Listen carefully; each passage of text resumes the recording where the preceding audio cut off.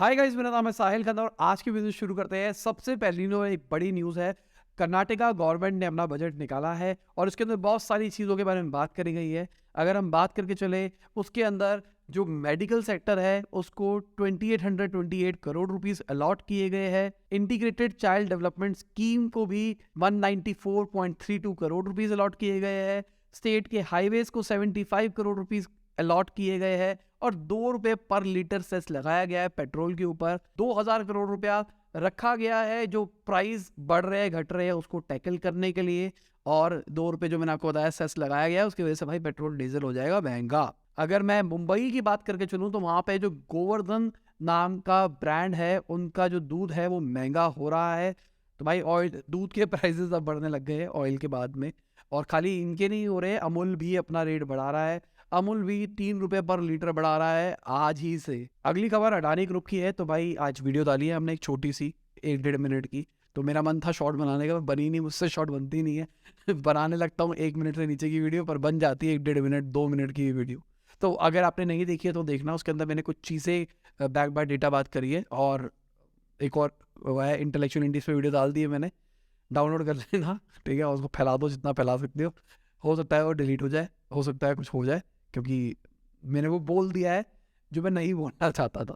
ठीक है, और ये वो वाला चैलेंज है। ठीक है, ये चैलेंज है। अगर तुमको वीडियो ऐसा लगे कि उसमें एक्चुअली रिवीलिंग चीज़ें नहीं है तो तुम अनसब्सक्राइब कर देना। ठीक है, इतनी रिवीलिंग चीज़ें हैं, इस डंके की चोट पे बोल रहा हूँ। तो जेन्युइनली वीडियो डिलीट हो सकती है, बता रहा हूँ मैं।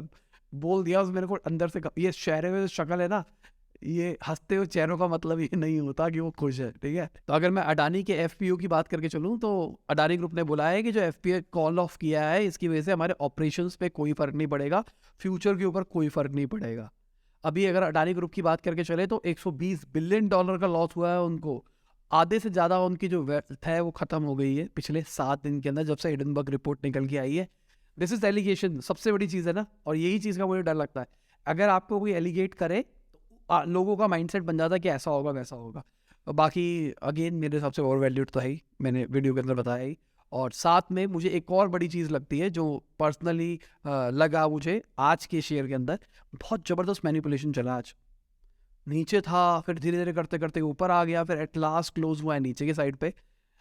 कुछ तो सीन था आज की मार्केट के अंदर। अगर कोई है ट्रेडर तो बताना भाई क्या सीन था आज, क्या चल रहा था। अगर मैं फिच की बात करके चलूँ तो उन्होंने बोला है कि कोई इमीडिएट इम्पैक्ट नहीं आएगा अडानी की रेटिंग के ऊपर जब से हिडनबर्ग रिपोर्ट निकल के आई है। तो सिंपल सी बात, फिच रेटिंग बदल नहीं रही है एक एलिगेशन से, वो बैक्ड बाय डेटा बात कर रही है क्या है क्या नहीं है। आज अगर देखे ना तो देखो, आज लोएस्ट जो इन्होंने छुआ था वो 1000 रुपए का छुआ था, मतलब 1000 के आसपास का। 50% से ऊपर का राइज आया है एक ही दिन के अंदर। तो मेरे हिसाब से दिस इज मैनिपुलेशन। और ये 50% भी नहीं था, अगर पीक से कंपेयर करके चलो ना तो बहुत बड़ा फर्क है। पीक मेरे हिसाब से शायद 1700 रुपए तक पहुंच गई थी, 600, मतलब 60-70% के आसपास का फर्क पड़ा था आज। अब अगर हम फोर्ब्स की बात करके चले तो उनकी लिस्ट के अंदर अडानी जी अब 21वीं रैंक के ऊपर आ गए हैं रिचेस्ट पर्सन की लिस्ट के अंदर। उनकी नेटवर्थ जब से घट रही है उनकी रैंकिंग घटती जा रही है। अगली खबर, रिपोर्ट्स के हिसाब से जो एसबीआई है उन्होंने 2.6 बिलियन डॉलर का लोन दिया है अडानी ग्रुप को, और वो हाफ है जितना भी रूल्स के अलाउड देना चाहिए, उससे कम है बेसिकली। अभी एसबीआई के तरफ से भी ये निकल के आया था कि भाई हमने जो पैसा दिया है अडानी ग्रुप को वो सेफ है, हमको उतना डर नहीं है उस चीज़ को लेके। देखिए सिंपल सी बात, अभी अगर जो लेंडर्स है वो पैसे नहीं मांगते अडानी ग्रुप से तो अडानी ग्रुप को कोई दिक्कत नहीं आएगी। ये सीधी सी बात बता रहा हूँ। मार्केट में कुछ भी चलता रहा, कुछ भी होता रहा, वो बात अलग है। पर अगर लेंडर्स पैसे नहीं मांगेगा तो अडानी ग्रुप को कोई दिक्कत नहीं आएगी। जहां लेंडर्स ने पैसा मांगना शुरू किया, बैंक ने कहा पैसा वापसी करो, ये करो वो करो, वहां बहुत बुरा हाल हो सकता है। और जो जोशी जी है उन्होंने बोला है जो हिडनबर्ग रिपोर्ट निकल के आई है, गवर्नमेंट का कोई इसमें कुछ नहीं है अडानी ग्रुप के इशू के अंदर। भाई उनको कुछ नहीं लेना देना, गवर्नमेंट थोड़ा ना हाथ, सबके सब कह रहे हैं कि अडानी ग्रुप गवर्नमेंट के साथ में था, पर कई लोगों को तो ये कहना है ना गवर्नमेंट भाग रही है अडानी ग्रुप के पूरे मुद्दे से। अगर हम टोटल एनर्जीज की बात करके चले जो कि अडानी के साथ में कोलैबोरेशन करके अडानी टोटल गैस चला रहा है, उसके शेयर्स भी 60% घटे हैं। टोटल एनर्जी ने बोला है कि भाई हम कोई रिवैल्यूएट नहीं कर रहे कि हम अपने शेयर्स को कम भर्ती नहीं कर रहे।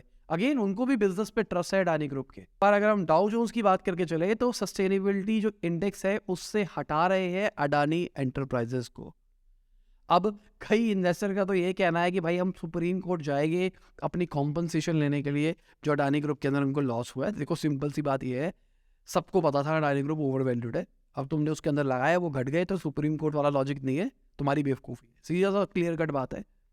अगर आज मैं टेस्ला की बात करके चलूँ वो भी ओवर वैल्यूड है, क्रिप्टो की बात करके चलूँ वो भी अजीबोगरीब चीज़ थी, मेरे को लॉस हुआ तो मैं सुप्रीम कोर्ट पे थोड़ा ना जाऊँगा और भाई सुप्रीम कोर्ट देखो क्रिप्टो घट गया या फिर कुछ भी हो गया। सिंपल सी बात, जो चीज़ ओवर वैल्यूड है वो ओवर वैल्यूड है। अगर आप उसके अंदर इन्वेस्ट कर रहे हो तो सिंपल सी आप प्रॉफिट बुकिंग करने के लिए कर रहे हो। जब तक ग्रुप आपको पैसा कमा के दे रहा था तब तक सबके सब स्टोरी डालते थे कि भाई देखो मेरा इतना पैसा बढ़ गया, इतना पैसा बढ़ गया। आज ग्रुप घट रहा है तो सब कह रहे हैं भाई ऐसा हो गया वैसा हो गया। अगली खबर कांग्रेस से निकल के आई है, तो उन्होंने LIC के नए स्लोगन के बारे में बात करी है, जिंदगी के साथ थी अब अडानी जी के साथ है। पहले था जिंदगी के साथ भी और जिंदगी के बाद भी। अब इन्वेस्टर्स का पैसा उन्होंने अडानी ग्रुप में इन्वेस्ट कर रखा है और अच्छा खासा पैसा इन्वेस्ट कर रखा है, तो अब वो ऐसा कोट कर रहे हैं इसके अंदर। तो तकरीबन अडानी ग्रुप LIC की जो होल्डिंग है अडानी कंपनीज के अंदर, वो इक्विटी और डेट को अगर मिला के चले दिसंबर 2022 के एंड तक 35,917 करोड़ के आसपास की थी। अब कहानी ये है कि कितना डेट है, कितनी इक्विटी है और इक्विटी किस रेट के ऊपर ली थी, आज उसकी क्या वैल्यू है, ये सारी चीज़ें भी बात करने वाली है। अगेन मतलब इसके बारे में हम थोड़ा रिसर्च करेंगे तो इंस्टाग्राम पे इन्फोग्राफिक डाल देंगे, आप फॉलो कर सकते हो हमको इंस्टाग्राम पे, वहाँ पे इस तरीके की इन्फोग्राफिक्स हम डालते रहते हैं। अगर हम बीजेपी लीडर की बात करके चले सुब्रमण्यम स्वामी जी की, उन्होंने बोला है कि PM मोदी अडानी जी को, अडानी ग्रुप को धीरे धीरे डिसऑन कर रहे हैं। उनका कहना है कि होपलेस केस है, मतलब गवर्नमेंट को भी पूरा डर है इसके साथ कि अडानी ग्रुप बुरा हाल हो सकता है। अगली खबर ऑटोडेस्क की है, तो 250 वर्कर्स को निकाल रहा है, तकरीबन 2% अपनी ग्लोबल वर्कफोर्स को निकाल रहा है। अगर हम US की बात करके चले तो वहाँ पे जो ले ऑफ हुआ है ना, वहाँ से 2 साल हाई के ऊपर जॉब। अगर हम US की बात करके चले तो वहाँ पे बहुत ज़बरदस्त तरीके से जो ले ऑफ हुआ है टेक के अंदर, वो 2 ईयर्स हाई है। तो आपको एक ग्राफ, ये चार्ट दिख रहा है ना, पाई चार्ट, इसके अंदर देखो किस किस सेक्टर से कितने कितने लोगों को निकाला गया है। तो सबसे ज़्यादा जो सेक्टर को दिक्कत आई है वो यही है, टेक्नोलॉजी सेक्टर को। रिटेल, फाइनेंस, हेल्थ केयर और सर्विस सेक्टर सबसे कम लोग गए हैं। तो यही रीज़न है सर्विस सेक्टर का फ़ायदे का, सर्विस सेक्टर अच्छा रहता है ओवरऑल। अब अगर हम गूगल की बात करके चले तो गूगल के जो वर्कर्स हैं वो प्रोटेस्ट कर रहे हैं न्यूयॉर्क, कैलिफोर्निया के अंदर। अभी बहुत सारे लोगों को निकाला गया, जनवरी के अंदर 12,000 लोगों को निकाला गया, तो उसके अगेंस्ट वो प्रोटेस्ट कर रहे हैं। आप ऐसा कैसे निकाल सकते हैं, कंपनी है निकाल देती है। अगली खबर एप्पल से है, तो टिम कुक का कहना है कि इंडिया बहुत ही एक्साइटिंग मार्केट है, वो बहुत ज़्यादा बुलिश है इसको लेके। एप्पल, मुझे ऐसा लगता है कि एप्पल का कंजम्पशन पिछले कुछ टाइम में बहुत ज़्यादा बढ़ा है। आज से कुछ 4-5 साल पहले की बात करके चले तो एप्पल के डिवाइसेस लोगों के पास नहीं होते थे, बहुत कम होते थे, तो एप्पल शोषा होता था। पर आजकल एप्पल एक कॉमन चीज़ होने लग गई है, आईफोन निकाल के टच में मारना वो बात खत्म हो गई है। आज Apple is a common thing जो पहले नहीं थी। अगली खबर यूरोपियन सेंट्रल बैंक की है, तो उन्होंने इंटरेस्ट रेट बढ़ा दिया है 0.5% का, अब 2.5% पे वो इंटरेस्ट रेट कर रहे हैं। ये 5th स्ट्रेट उन्होंने हाइक किया है। अगर मैं बैंक ऑफ इंग्लैंड की बात करके चलूँ तो उन्होंने भी इंटरेस्ट रेट बढ़ा दिया है, 4% पे ले गए हैं। ये हाईएस्ट है अगर 2008 से कंपेयर करके चले। अब यहाँ पे तो बढ़ा दिया गया है, क्या फेड्स बढ़ाएंगे और क्या ये इंडिया में बढ़ेगा, ये देखने वाली बात है। बाकी गवर्नमेंट का कहना है इन्फ्लेशन कंट्रोल्ड है, लेट्स सी क्या करते हैं क्या नहीं करते हैं। अगर मैं गूगल की बात करके चलूँ तो उनके जो प्रॉफिट है वो 34% तक घटते हुए दिखाई दिए Q4 के अंदर, और जो उनका रेवेन्यू है वो भी 1% बढ़ा है, ठीक है, $76 बिलियन तक पहुंचा है। पर बात ये है रेवेन्यू 1% बढ़ा है, 34% प्रॉफिट घटा है। अगर हम उनकी गूगल एड्स वगैरह की बात करके चले उससे भी रेवेन्यू घटा है, जैसे सर्च ले लो, यूट्यूब ले लो, 36% का फॉल आया है। इसका मतलब यूट्यूब से कमाई कम हुई है, इनडायरेक्टली हम कह सकते हैं क्रिएटर्स की कमाई भी कम हुई है। अब अगर मैं कॉग्निजेंट की बात करके चलूँ तो उनका Q4 का जो प्रॉफिट है वो भी 9.5% घटा है। ये लोग भी गूगल का बहुत सारा काम हैंडल करते हैं। अगर हम एप्पल की बात करके चले तो वहाँ पे भी 5.5% का ड्रॉप आया है रेवेन्यू के अंदर, मतलब रेवेन्यू कम होता हुआ दिखाई दे रहा है हर जगह पे अगर हम देखें तो। और इसके बहुत सारे रीज़न है। अगर एप्पल की बात करके चले तो एप्पल का एक मेजर रीजन तो यही था, महंगा, मतलब रिसेशन की तरफ जा रहे हैं तो खर्चे वर्चे वाला सीन है। दूसरा, एप्पल ने डिवाइसेस भी लॉन्च नहीं करी है उस लेवल पे, प्रोडक्ट्स ही नहीं निकाले मार्केट के अंदर। जो शॉर्टेज चल रही है, जो चाइना के अंदर फैक्ट्री वाला सीन हुआ, ये सारा जो सीन चल रहा है ना, ये भी बहुत बड़ा रीज़न है मेरे हिसाब से एप्पल के क्रंच का। साथ में अगर मैं डॉलर की बात करके चलूँ तो डॉलर बढ़ा है ना, वो भी एक बहुत बड़ा रीज़न है। अगली खबर, ये बड़ी खबर है मेरे हिसाब से, गवर्नमेंट रिकग्नाइज जो स्टार्टअप्स है उनके ऊपर एंजल टैक्स नहीं लगेगा। DPIIT के सेक्रेटरी ने ये बोला है। मतलब अगर आप स्टार्टअप इंडिया के अंदर रजिस्टर कर लेते हो और आप फंडिंग लेते हो तो टैक्स नहीं देना पड़ेगा। बहुत बहुत बढ़िया चीज़ है। अगर आप अपनी स्टार्टअप के अंदर फेयर वैल्यू से ऊपर फंडिंग लेते हो, मतलब वैल्यूएशन के ऊपर पैसा लेते हो, तो आपको टैक्स देना पड़ता है। अगली खबर, CBDT के जो चीफ है उन्होंने बोला है कि जो नई इनकम टैक्स रिजीम आई है उसका बहुत ही अच्छा रिस्पॉन्स एक्सपेक्ट कर रही है गवर्नमेंट। मुझे भी ऐसा लगता है कि मिलेगा। घुमा फिरा के उन्होंने जो नई रिजीम है उसको ऐसा बना दिया है कई लोगों के लिए कि उनके पास कोई ऑप्शन ही नहीं है, नई रिजीम ही उनको लेनी पड़ेगी। आप कौन से वाला लोगे, पुराने वाला या नई वाला? अगर आप इस पे घुसते हो तो, या फिर आपका CA ही देखता है सब कुछ? कमेंट में बताना ये बात। अगली खबर मेटा की है। तो मेटा ने अभी रिसेंटली हिंट किया था कि वो और भी लोगों को निकाल सकते हैं। मार्क जकरबर्ग ने ही बोला था और मेटा के शेयर्स हमको बढ़ते हुए दिखाई दिए। एक दिन के अंदर $12.5 बिलियन रिचर हो गए। ठीक है, अभी बातें छोटी लगने लग गई है ना अडानी जी की बात में। अडानी ग्रुप जिस तरीके से घटा है ना, तो ये 1.5 बिलियन बहुत छोटी चीज़ लगती है, पर 1.5 बिलियन होता कितना है? 8,000 करोड़ होता है 1 बिलियन।